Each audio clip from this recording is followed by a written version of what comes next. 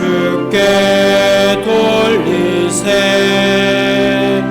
하늘 위에 높이 계신 주님, 주님의 말씀 존귀하도다.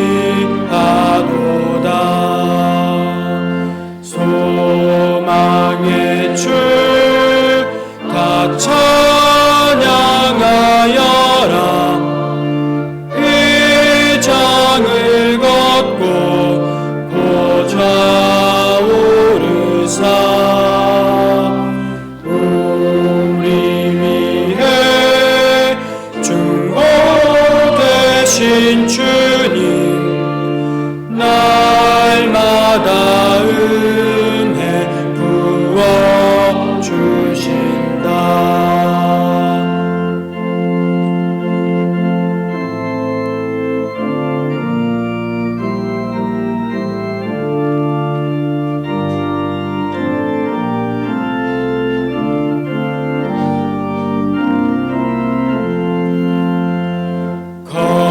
거룩한 주 다 경배하여라. 선하신 주께 다 찬양하라. 천사들도 다 경배하여라. 구세주 예수 영원하도다. 아멘.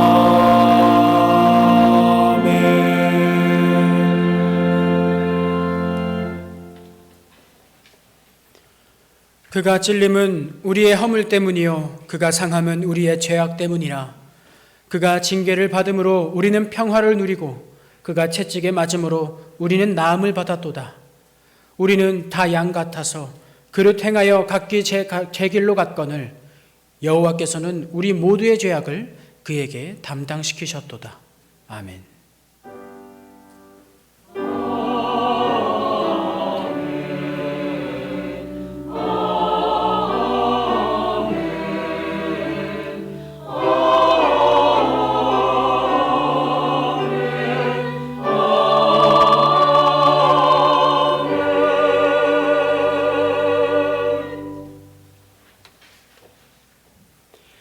나의 영혼이 잠잠히 하나님만 바라며 나의 구원이 그에게서 나오는도다.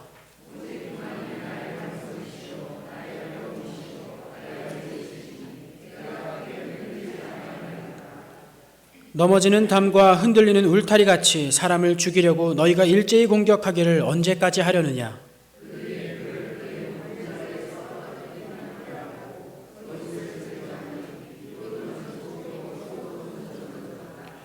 나의 영혼아 잠잠히 하나님만 바라라. 물은 나의 소망이 그로부터 나오는도다.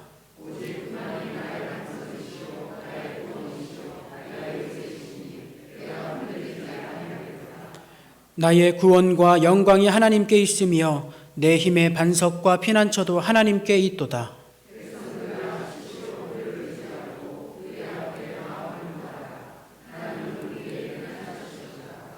아멘.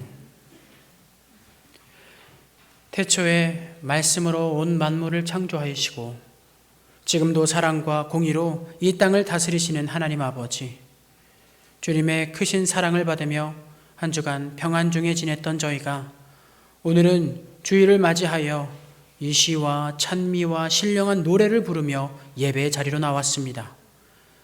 우리의 마음과 뜻과 정성을 다하여 드리는 예배를 기쁘게 받아 주옵소서. 삼위일체 하나님만 홀로 영광을 거두어 주옵소서.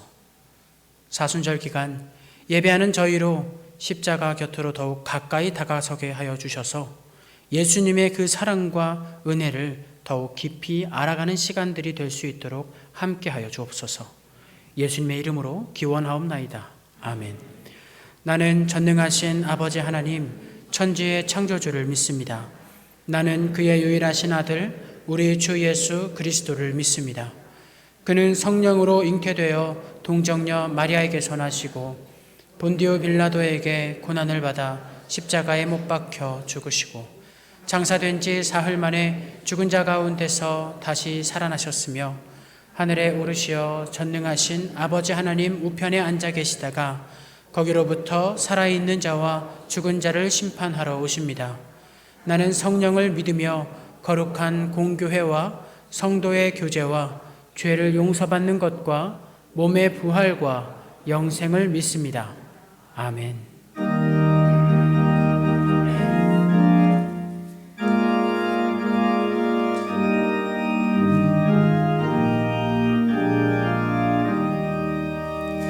성부 성자와 성령 영원히 영광 받으옵소서.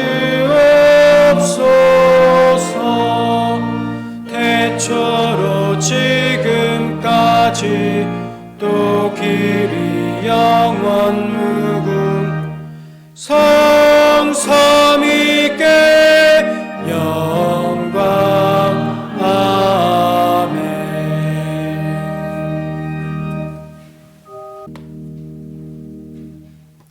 사랑과 은혜가 충만하시는 하나님 아버지, 주의 날 성도들이 교회로 모일 수 있게 하심에 감사를 드립니다. 저희들을 불꽃 같은 눈으로 항상 지키시고 보호하여 주시는 하나님 아버지, 성도들이 올려드리는 찬양과 경배를 받으시옵소서. 이 땅을 살아가면서 주님의 은혜에 감사하며 살아가야 할 저희들이 주님의 뜻보다는 세상의 마음을 빼앗길 때가 많았음을 고백합니다. 주님의 사랑으로 은혜를 베푸시어 저희들이 사순절 기간 동안 예수님의 십자가에서 고난의 사건을 기억하며 하나님 앞에서 바른 모습으로 살아갈 수 있도록 연약한 저희들을 붙잡아 주시옵소서. 주님의 보혈의 공로로 저희들의 죄를 덮어주시어 주님의 능력을 의지하며 죄의 유혹을 이겨낼 힘을 더하여 주시옵소서. 하나님 아버지, 이 민족과 이 나라를 살펴 주시옵소서. 하나님 아버지의 창조의 질서를 어기고 수많은 우상과 거짓 중언들과 분열과 다툼과 정정의 제약의 혼란에 빠진 이 땅을 치유하여 주시옵소서. 세계 강국들과 경쟁과 전쟁의 위험 속에서도 세상의 방법과 인간의 생각이 아닌 하나님의 방법으로 어려움을 극복하는 이 나라와 이 민족이 되게 하여 주시옵소서. 그리하여 남북이 하나 되는 날이 속히 오게 하여 서로 사랑하고 돌보며 평화를 누리며 복음으로 한나되어 온 세상에 빛과 소금의 역할을 다할 수 있는 이 민족이 되게 주님의 사랑과 은혜를 베풀어 주시옵소서. 사랑의 주님, 항무자 같은 이곳에 서초 신동교를 세우사 지금까지 오게 하신 주님의 한량없는 사랑과 은혜에 감사를 드립니다. 주님이 오시는 그날까지 오직 주님 한 분만을 섬기며 주님의 복음을 전하는 복된 교회로 나아가기를 간절히 원합니다. 저희 교회가 지난날 잘못된 것은 주님의 용서의 십자가 뒤로 감추시고 주님께 의롭게 충성한 것만 기억하시어 주님의 때에 사랑받는 교회가 되어 주님께 충성하는 교회가 되게 인도하여 주시옵소서. 주님, 간구하고 또 간구합니다.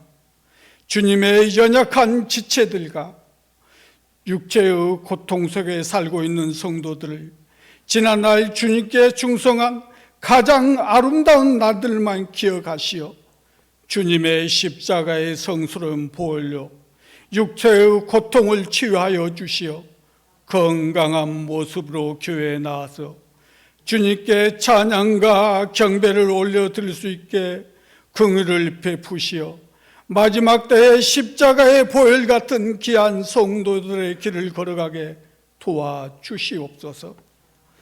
이 시간 세계 곳곳에서 주님의 사랑을 전하시는 선교사들과 가족들을 건강하고 안전하게 지켜주시고 물질의 어려움에도 처하지 않게 살펴주시옵소서. 안식의 주님, 예배를 드리는 성도들을 평안하게 하시고 오늘 하늘의 생명의 말씀을 저희들에게 전하시는 목사님을 영육간의 강건함으로 붙드시어 전하시는 말씀을 통하여 살아계신 하나님의 뜻과 계획이 저희들의 심령에 온전히 선포되게 하여 주시옵소서. 주님 거룩하신 이름을 드높이는 찬양대의 찬양과 헌신을 통하여 영접받아 주시고 주님 나라에 드리는 아름다운 찬양이 하늘 보좌 앞에서 울려 펴지게 하셔서 주님께서 기뻐하시는 귀한 찬양이 되게 하시고 찬양대원들의 심령을 은혜로 충만하게 하여 주시옵소서. 예배를 섬기는 예배위원들과 봉사자들의 헌신을 기억하시어 그들의 삶 속에도 함께하여 주시옵소서. 주님께 감사와 찬양과 영광을 올려드리며 예수님의 이름으로 기도합니다.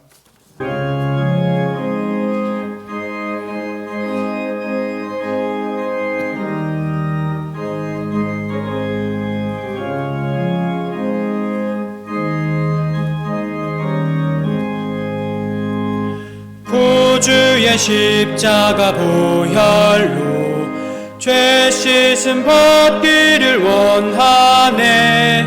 내 죄를 씻으신 주 이름 찬송합시다.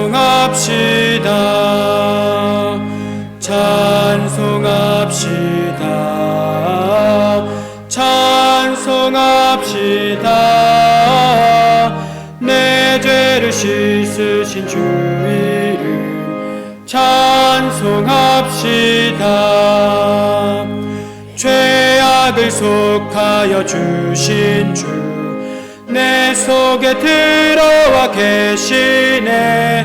십자가 앞에서 주 이름 찬송합시다. 찬송합시다. 찬송합시다. 내 죄를 씻으신 주 이름 찬송합시다. 주 앞에 흐르는 생명수 날 씻어 정하게 하시네. 내 기쁨 정성을 다하여 찬송합시다. 찬송합시다. 찬송합시다. 내 죄를 씻으신 주 이름 찬송합시다.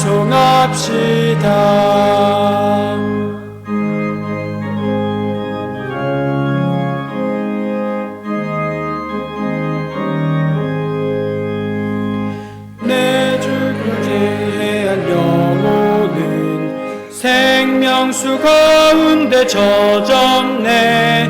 흠없고 순전한 주 이름 찬송합시다. 찬송합시다. 찬송합시다. 내 죄를 씻으신 주 이름 찬송합시다. 우리 간단하게 광고 말씀을 드리도록 하겠습니다. 매월 넷째 주에는 찬양대 연습이 없을 예정입니다. 왜냐하면 각 여전도회와 또 남선교회가 함께 한 달에 한 번쯤은 모여서 친교와 또 여러 교제를 이루고 또 함께 기도하는 시간을 마련하기를 권면드리기 위함입니다. 함께 우리가 한 달에 한 번 정도는 모여서 성도님들끼리 교제하시고 친교의 나눔을 통해서 하나님의 사랑의 풍성함을 함께 누리시기를 바랍니다. 네, 우리 함께 하나님의 말씀 보도록 하겠습니다. 오늘 말씀은 신약 성경 누가복음 18장 9절에서 14절까지 말씀입니다. 신약 성경 누가복음 18장 9절에서 14절까지 말씀입니다. 우리가 한 절씩 교독하도록 하겠습니다. 또 자기를 의롭다고 믿고 다른 사람을 멸시하는 자들에게 이 비유로 말씀하시되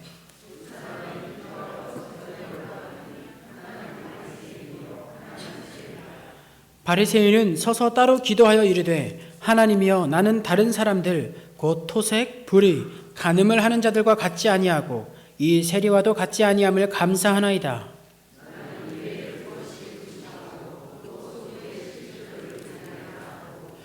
세리는 멀리 서서 감히 눈을 들어 하늘을 쳐다보지도 못하고 다만 가슴을 치며 이르되 하나님이여 불쌍히 여기소서 나는 죄인이로소이다 하였느니라.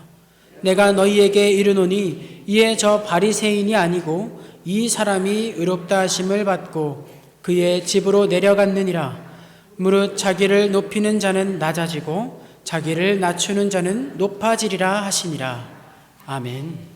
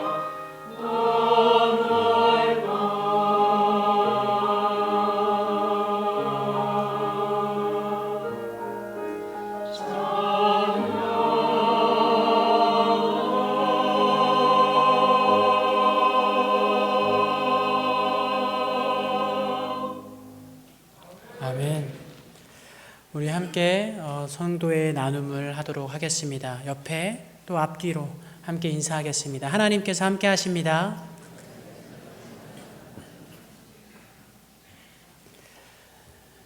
예수님께서는 오늘 말씀 가운데서 자기를 의롭다고 믿고 다른 사람들을 향해 멸시하는 자들을 향해서 이렇게 비유로 말씀하셨습니다. 오늘 말씀을 바라보면서 우리가 조금 주의해야 되는 부분은 예수님께서 어떠한 특정 집단을 향해서 말씀하신 것이 아니라 어떤 집단이든지 간에 그 안에 존재하는 특정한 사람을 향해서 말씀하시고 있다는 겁니다. 그 사람은 스스로를 의롭다고 믿으며 다른 이들을 멸시하는 사람들이었습니다. 10절엔 두 사람이 기도하러 성전에 올라가니 하나는 바리새인이요 하나는 세리다 라고 나타납니다. 유대인들은 보통 하루 3번 오전 9시, 12시, 오후 3시에 기도하는 관습이 있습니다. 성전은 동과 서와 남쪽이 모두 골짜기로 둘러싸인 언덕 위에 자리 잡고 있기 때문에 흔히 올라간다라는 표현을 하죠. 그리고 이 올라간다라는 표현은 성경 가운데에서 하나님과 긴밀한 교제가 일어나는 장소에 늘 나타나는 표현입니다. 모세가 하나님의 말씀을 받으러 시내산으로 올라간다. 예수님께서 하나님께 기도하시기 위해서 산으로 올라간다. 예수님의 변화산 사건에서도 보면 예수님은 산에 오르셔서 변모하신 후에 다시금 내려온다라는 이 오름과 내림이 지속해서 나타나고 있죠. 보통 유대인들은 이렇게 성전에 올라가 기도할 때에 유대인의 뜰이라는 장소에서 기도를 하곤 했습니다. 뿐만 아니라 그들은 개인적인 기도를 위해서라면 어떠한 정해진 시간 이외에도 자신의 편리한 시간을 활용하여서 성전에 올라가 기도하곤 했습니다. 이 이야기에서 유독 눈에 띄는 것은 올라간 두 사람의 신분입니다. 우리가 오늘 본문을 제대로 바라보기 위해서는 그동안 우리가 머릿속에 가지고 있었던 바리새인과 세리의 편견을 조금 버릴 필요가 있습니다. 우리는 흔히 바리새인들 하면 자기만 아는 이기적이고 독선적인 집단으로 생각하곤 합니다. 또 세리들은 사회에서 외면당하는 그런 불쌍한 존재들이기 때문에 긍휼히 여김을 받을 만한 집단으로도 생각하죠. 그러나 이 시대 속에서 바리새인들은 부정적인 집단이 아니었습니다. 오히려 우리나라가 마치 외세의 침략을 받을 때 독립을 위해서 심지를 굳혀 활동했던 운동가들과 같이 굉장히 위대한 집단으로 여겨졌습니다. 실제로 그들은 로마의 권력에 휘둘리지 않기 위해서 자기들끼리 독단적인 어떤 집단을 형성합니다. 그리고 그 결성된 집단으로 말미암아 이방의 문화로부터 하나님의 율법을 지켜내기 위해서 끊임없이 싸웠던 사람들입니다. 그런 가운데 세리들은 시대의 변화에 발빠르게 움직여서 개인 혹은 집단의 이익을 위해서 수단과 방법을 가리지 않는 사람들이었습니다. 좀 더 편하게, 좀 더 쉽게 적용해 보자면 늘 같은 자리에서 신실하게 예배하고 기도하는 성도와 늘 목사님의 속을 썩이는 성도가 동시에 기도하러 나왔다라고 이해하면 되겠습니다. 이러한 이해 속에서 우리는 말씀을 바라봐야 됩니다. 아마도 사람들은 예수님께서 10절에 두 사람이 기도하러 성전에 올라가니 하나는 바리새인이고 하나는 세리다 라는 이 말씀이 끝나자마자 머릿속에 퍼뜩 무언가 하나가 떠오를 겁니다. 아, 예수님께서 세리한테 뭐라고 하시려고 하시는구나.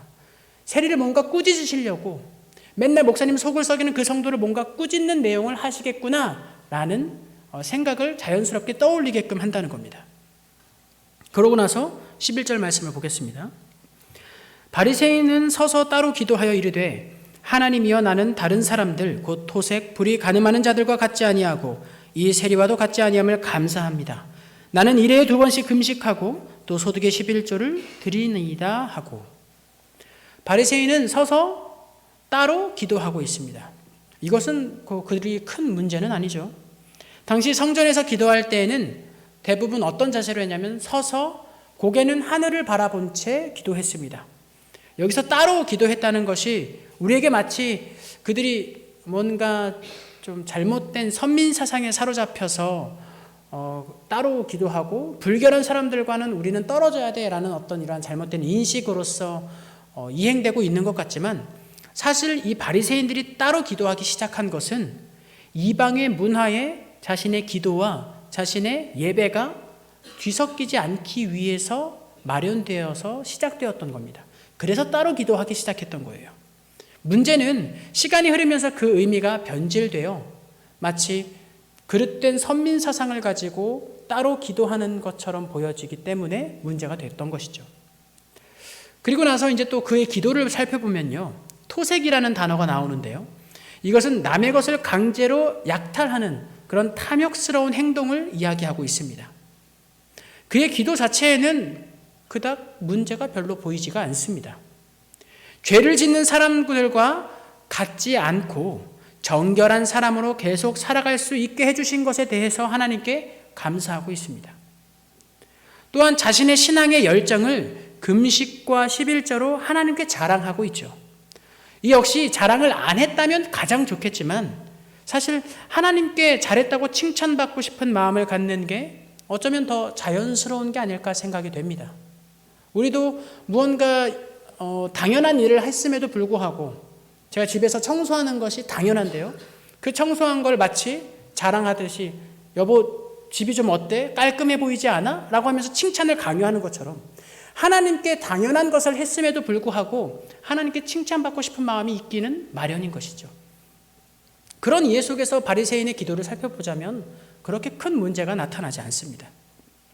물론 그의 기도 하나하나를 분석해서 해석하면 그는 자랑하기를 좋아하고 그릇된 선민사상과 자기 의로 똘똘 뭉친 사람으로 볼 수도 있겠습니다만 우리는 그것들 말고 보다 확실하고 명백하게 나타나는 문제를 발견하고자 합니다.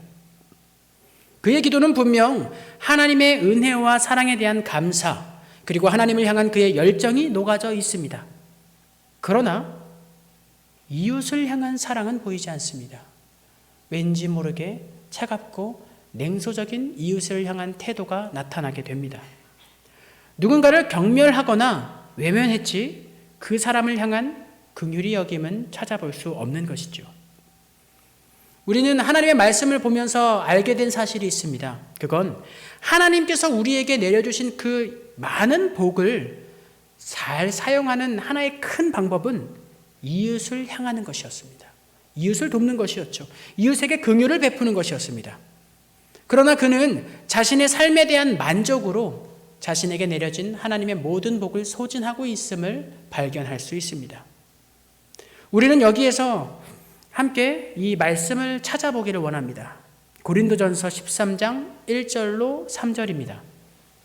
네, 가능하시면 한번 성경을 찾아보시기 바랍니다. 신약 성경 고린도전서 13장 1절에서 3절까지 말씀입니다.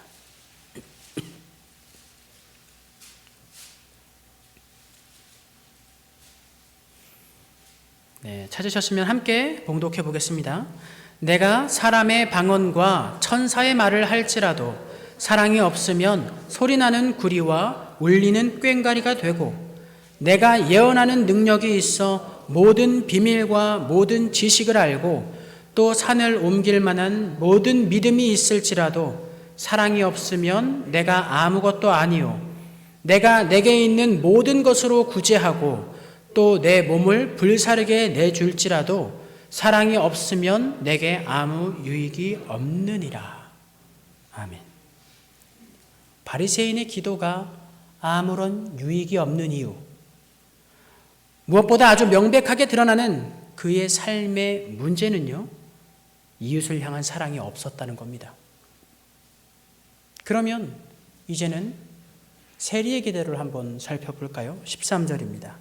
세리는 멀리 서서 감히 눈을 들어 하늘을 쳐다보지도 못하고 다만 가슴을 치며 이르되 하나님이여 불쌍히 여기소서 나는 죄인으로소이다 하였느니라. 그는 일단 좀 멀리 섰습니다. 바리새인과는 대조적으로 조금 멀리서 하나님께 기도합니다. 아마도 성전 밖에 마련되어져 있는 이방인의 뜰에 섰거나 아니면 유대인 뜰 안에 있을지라도 가장 구석에서 기도한 것처럼 보입니다. 왜냐하면 당시 세리는 이방인과 같은 취급을 받을 정도로 그 사회에서 철저하게 외면당했기 때문입니다.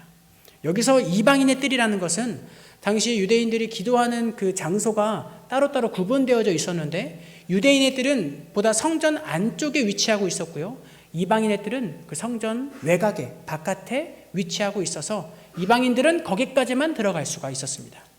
아마도 멀리 서서 기도한 이 세리는 이방인의 뜰에 있거나 아니면 유대인의 뜰에서의 가장 끝부분에서 기도한 것으로 보여지게 됩니다. 그리고 그의 기도의 모습을 살펴보면 그는 일반적인 모습으로 기도하고 있지도 않았습니다. 그는 감히 하늘을 우러러 보지도 못했고요. 그저 고개를 푹 숙이고 기도했습니다. 아마도 세리는 자신이 죄인 중에서도 가장 악질적인 죄인이라는 사실을 자각하고 있었던 것으로 보입니다. 또한 가슴을 치면서 기도를 하는데요. 이것은 실제로 가슴을 탕탕 처음 치면서 기도했다는 것으로 살펴보기보다는 마음을 치는 깊은 참회와 애통으로 하나님께 호소하고 있음을 나타내고 있습니다. 그러면서 이렇게 말합니다. 하나님이여 불쌍히 여겨주십시오. 나는 죄인입니다. 이 기도는 아마 예수님께서 예화로 비유로서 말씀하시는 이 기도의 소리를 듣자마자 그 주변에 있는 사람들은 모두 한 사람을 떠올렸을 겁니다. 구약에서도 이렇게 기도한 아주 유명한 사람이 있기 때문입니다. 그는 바로 다윗입니다.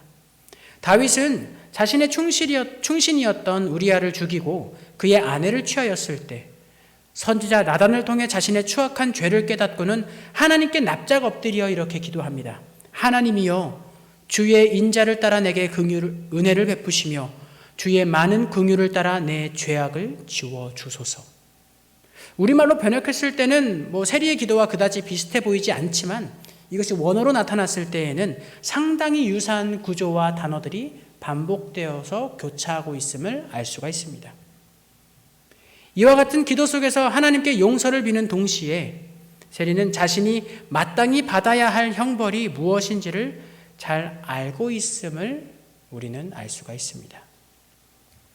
그리고 그는 하나님의 그 긍휼하심에 의지해서 간절히 용서를 간구하는 겸손한 태도를 보이고 있는 것이죠. 이러한 두 사람의 태도와 기도의 내용을 이야기하신 예수님께서는 그들에 대하여 이렇게 판결하십니다. 14절입니다.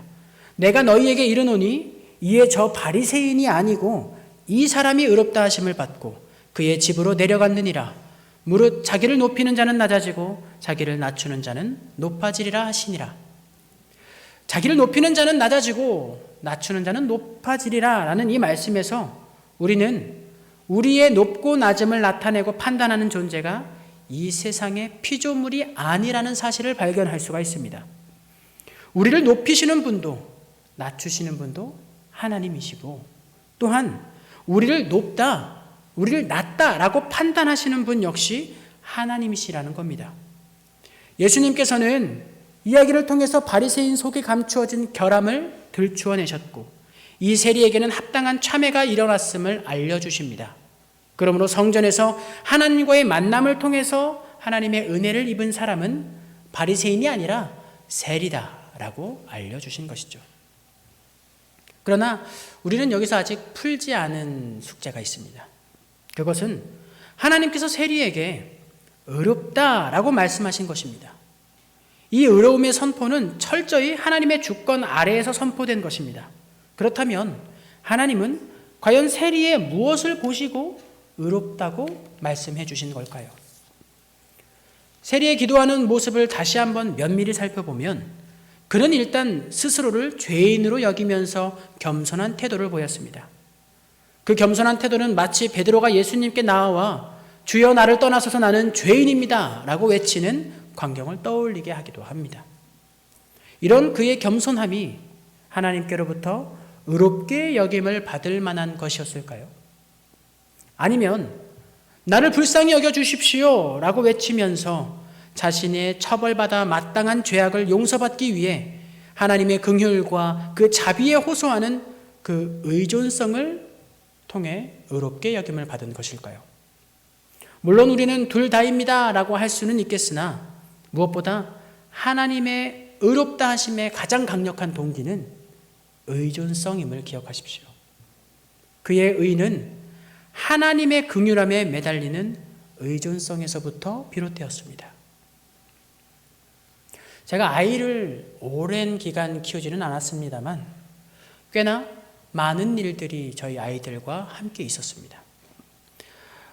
어떨 때에는 머리끝까지 화가 나서 아이를 향해 폭발하는 화를 낼 때가 있습니다. 그리고 언제나 이 저의 폭발을 마주하는 아이들은 울음을 터뜨리기 마련이죠. 근데 적당히 화가 났을 때는 그 아이의 울음소리에 마음이 조금 누그러집니다만 머리 끝까지 화가 난 상황에서는 그 울음마저도 꼴보기가 싫을 때가 많습니다. 그래서 저는 더욱 단호한 눈빛과 뉘앙스로 아이를 향해 이렇게 외칩니다. 뚝! 그리고 나서 뒤에 자연스럽게 따라오는 이 말을 한마디 더 합니다. 네가 뭘 잘했다고 우냐? 마치 여러분들도 아마 공감을 하실 것 같은데요. 이 뚝과 이어지는 네가 뭘 잘했다고 울어라는 이 말은요. 마치 할렐루야 하면 아멘 하는 것처럼 자연스럽게 따라오는 겁니다.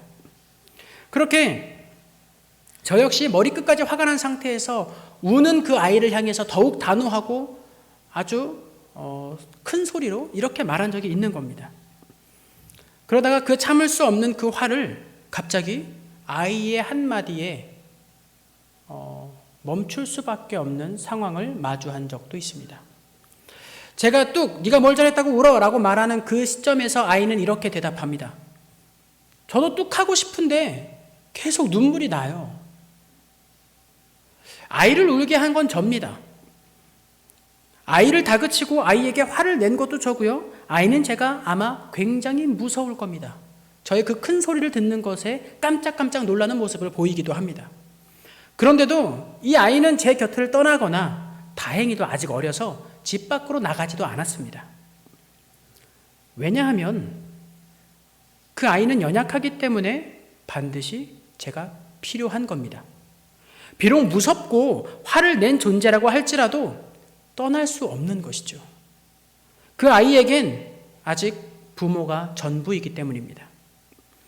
저의 팔을 다시 한번 붙잡고 뚝 하고 싶은데 눈물이 나요. 이거 어떻게 해야 돼요? 라고 물어보는 그 물음에 저는 아이에게 더 이상 화를 낼 수도 없었고 그 질문에 대한 명확한 답변을 해줄 수도 없었습니다. 마음속으로 그냥 이럴 뿐이죠. 그러면 울어야지 뭐 어떡해. 그러면서 제가 할 수 있는 건 아이가 진정될 때까지 옆에서 토닥여 주는 것뿐이었습니다. 그 아이의 연약함에 나 말고는 다른 곳에 의존할 수 없는 그 의존성에 결국 저의 화는 무너져 내리게 돼버린 것이죠. 그런데요, 하나님은 어떠실까요? 하나님의 사랑과 긍휼을 정말 요만큼 가지고 있는 저도 그랬는데 하나님은 어땠을까요? 하나님, 저는 하나님밖에 없습니다. 저요? 죄 많고요. 더럽습니다. 하나님과 감히 어울릴 수도 없고 어디 나가기도 부끄럽습니다. 그래도 저한테는 하나님밖에 없습니다. 저를 용서하실 분은 하나님밖에 없어요. 라고 말하는 그 세리의 의존성에 하나님은 어떻게 반응하시겠습니까? 하나님의 진노가 무너져 내리는 겁니다. 그리고 그에게 토닥이는 은혜의 손길을 내밀어 너는 의롭다 라고 말씀하시는 겁니다.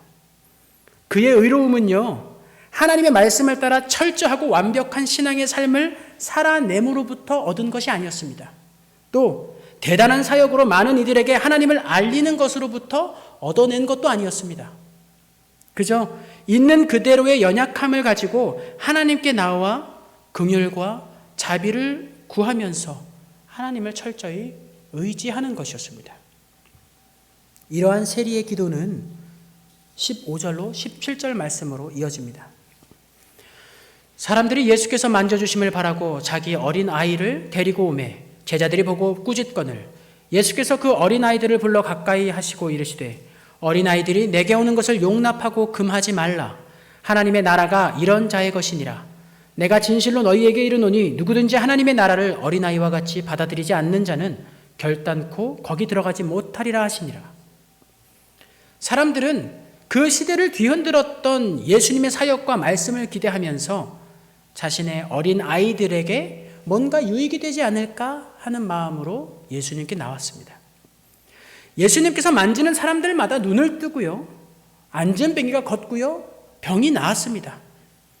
그런데 우리에도 한번 만져주시기만 하면 뭐라도 좀 좋아지지 않을까? 뭔가 신통한 능력이 생기거나 머리가 굉장히 똑똑해지거나 뭐 그런 일, 좋은 일들이 일어나지 않을까 하는 그 바람에서 예수님께로 아이들을 데리고 나온 것이죠. 그런 사람들을 제자들은 이런 식으로 함부로 예수님께 접근해서는 안 된다라고 말하면서 화를 냅니다. 그러나 이때 예수님께서는 다시금 나와서 어린아이들에게 이리 가까이 와라 라고 초청하십니다. 아이들은 아무런 거리낌 없이 예수님께로 가까이 나아갔습니다. 그리고 그 아이들을 가까이 한 채로 예수님은 이렇게 말씀하시죠. 하나님의 나라는 이렇게 어린아이들과 같이 받아들이는 자들이 들어간다. 예수님께서는 이 어린아이들의 의심하지 않는 그 순수한 개방성과 자신의 연약함으로 인해서 예수님의 손길을 거부하지 않고 기꺼이 그 손길에 의지하고자 하는 그 태도를 통해서 하나님의 나라에 들어가기 위해 필요한 속성들을 우리에게 알려주고 계십니다. 여러분, 우리는 이미 어린아이의 시절을 훌쩍 지나버렸습니다. 그런데 이미 훌쩍 그 시절을 보낸 우리에게 예수님은 다시 한번 새로운 도전을 보여주고 계십니다. 우리 속에 있는 그 연약함, 변하지도 않고 지워지지도 않으며 감추고 싶은 그 추악함을 끄집어내라고 하십니다. 그 말할 수 없는 연약함에는 비밀이 숨겨져 있다고 말씀하시는 겁니다. 그 비밀은 누구에게나 있는 그 연약함이 바로 하나님을 순전하게 의지하도록 만드는 힘이라고 말씀해 주십니다. 바울 역시 이 연약함의 비밀을 알았던 사람입니다. 그래서 그는 고린도 교회 성도들에게 그 비밀을 이렇게 이야기했죠. 나에게 이르시기를 내 은혜가 내게 족하도다. 이는 내 능력이 약한 데서 온전하여짐이라 하신지라. 그러므로 도리어 크게 기뻐함으로 나의 여러 약한 것들에 대하여 자랑하리니 이는 그리스도의 능력이 내게 머물게 하려 함이라. 그러므로 내가 그리스도를 위하여 약한 것들과 능욕과 궁핍과 박해와 곤고를 기뻐하노니 이는 내가 약한 그때 강함이라. 바울은 꽤나 오랜 기간 앓았던 병이 있었습니다. 이로 인해서 매일과 같이 끊임없는 고통을 느끼고 있었죠. 그는 여러 병 걸린 사람들을 치료하기도 했고 심지어는 죽은 자를 일으키기도 했습니다. 그런 능력을 계속해서 발휘했던 이 바울이 자신의 그 고통을 하나님께 간구하지 않았겠습니까? 당연히 간구했죠. 고린도전서에 의하면 바울은 3번이나 하나님께 이 병을 좀 낫게 해달라고 간청합니다. 그렇게 간청하자 하나님께서 주신 답변이 바로 오늘 지금 방금 읽었던 말씀입니다. 하나님은 이렇게 이야기하시는 것이죠.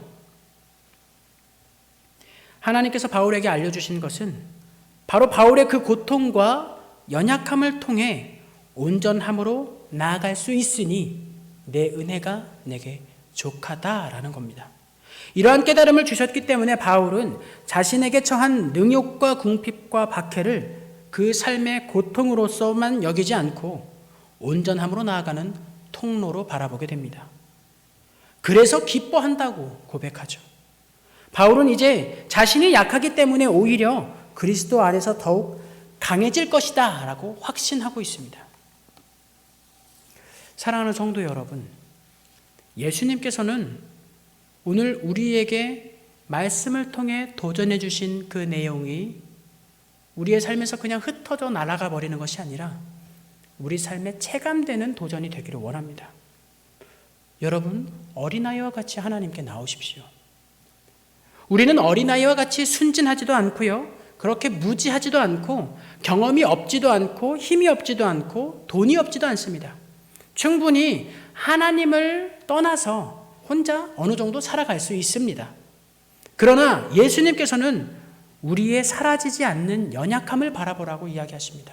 그 많은 경험과 그 많은 재물과 그 많은 소유와 그 많은 세월을 딛고도 여전히 우리 안에 존재하는 그 연약함을 바라보라고 하십니다.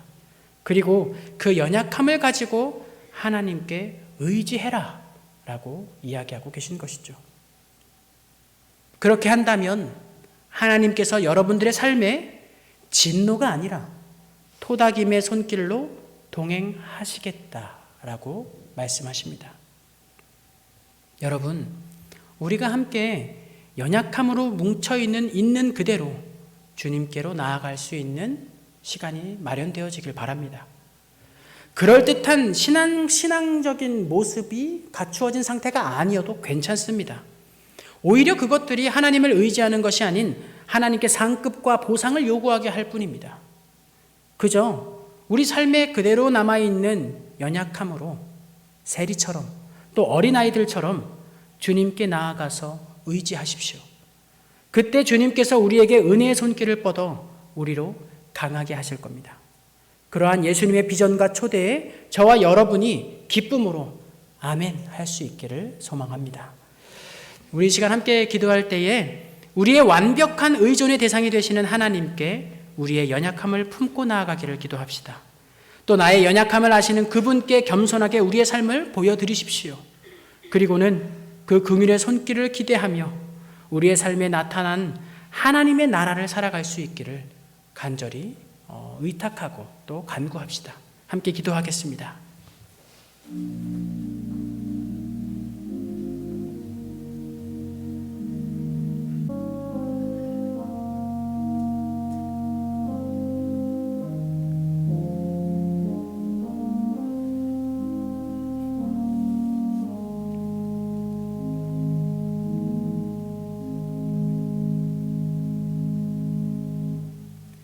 내게 귀를 기울여 속히 건지시고 내게 견고한 바위와 구원하는 산성이 되소서. 주는 나의 반석과 산성이시니 그러므로 주의 이름을 생각하셔서 나를 인도하시고 지도하소서. 아멘.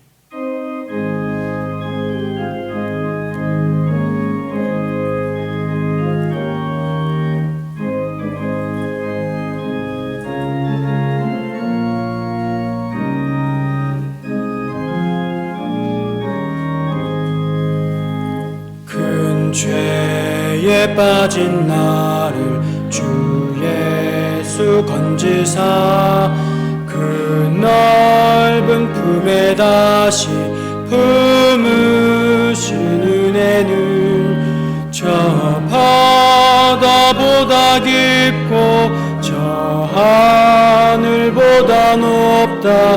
그 사랑 영원토록 나 찬송하리라. 날로 더욱 귀하다. 날로 더욱 귀하다. 한이 없이 넓은 우리 주의 사랑 날로 더욱 귀하다.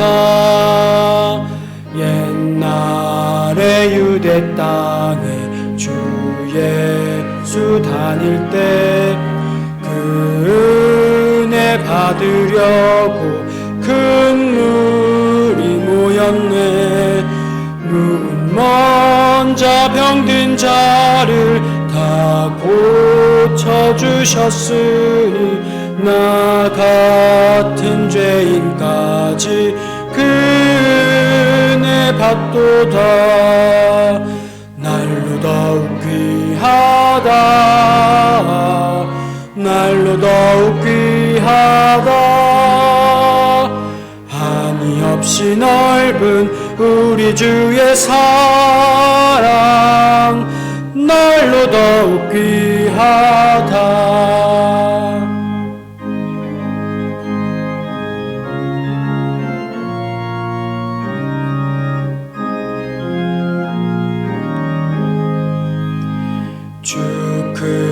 크신 사랑으로 만 백성 위하여 그 십자가의 고난 다 받으셨으니 그 속죄 받은 성도 큰 소리 함께 높여 온 천지 울리도록 주 찬송하리라.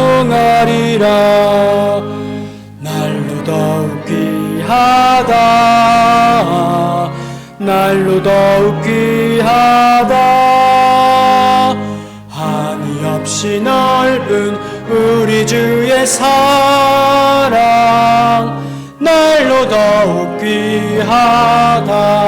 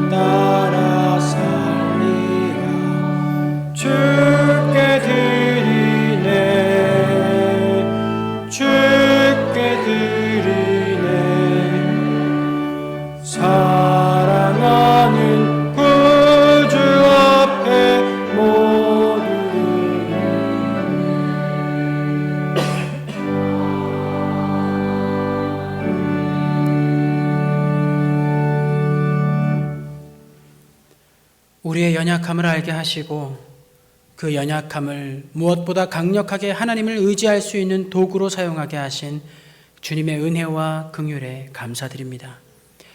삶 속에서 우리를 말씀으로 일깨워 주시고 언제나 주님의 발치에 앉아 있게 하여 주옵소서.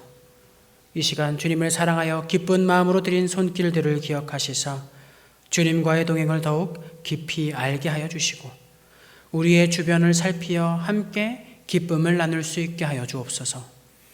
이 나라와 민족이 온전히 주님 앞에서 회개하며 겸손한 삶을 살게 하여 주옵소서. 교회들이 먼저 연약한 자들을 보살피고 슬퍼하는 자들과 슬퍼하고 기뻐하는 자들과 기뻐하며 주님께 받은 사랑을 힘입어 많은 이들의 이웃이 될 수 있게 하여 주옵소서.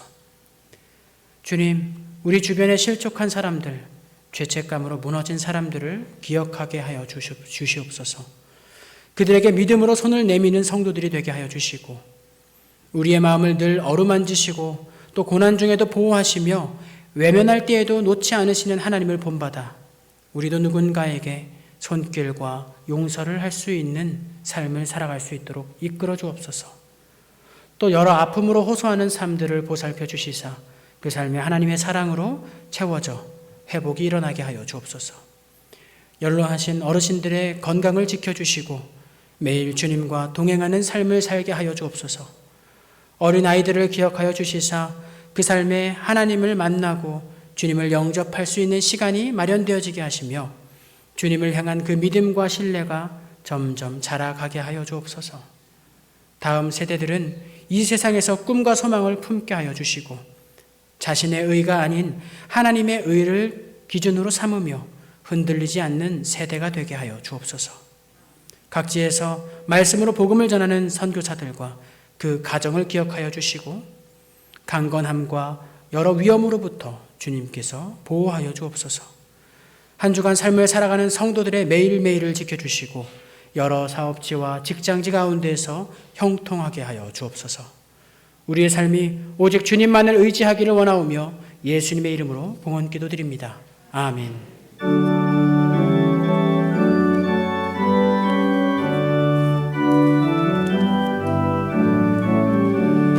내 영혼아 찬양하라.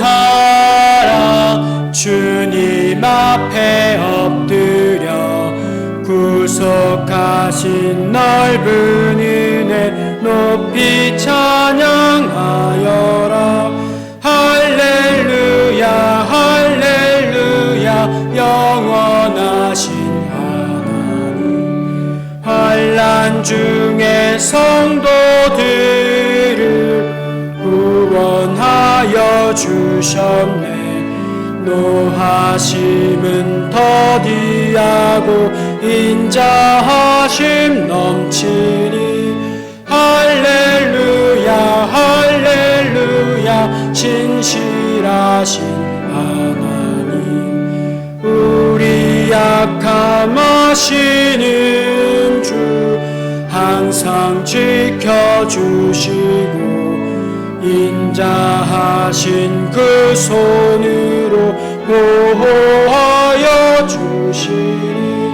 할렐루야 할렐루야 자비하신 하나님.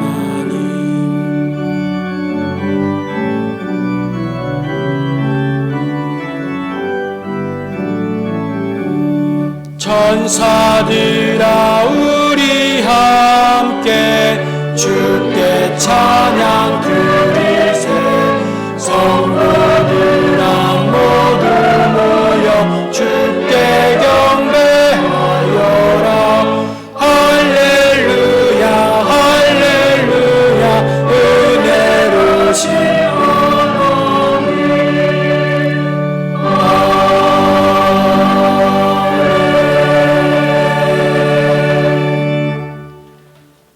이제는 우리 주 예수 그리스도의 은혜와 하나님의 사랑과 성령님의 교통하심이 주님께 우리의 연약함을 통하여 간절히 주님만을 바라고 의지하기로 결단하는 여기 모인 모든 성도들과 그 가정과 주님께서 세우신 교회와 나라 위에 지금으로부터 영원까지 함께하여 주시기를 간절히 축원하옵나이다.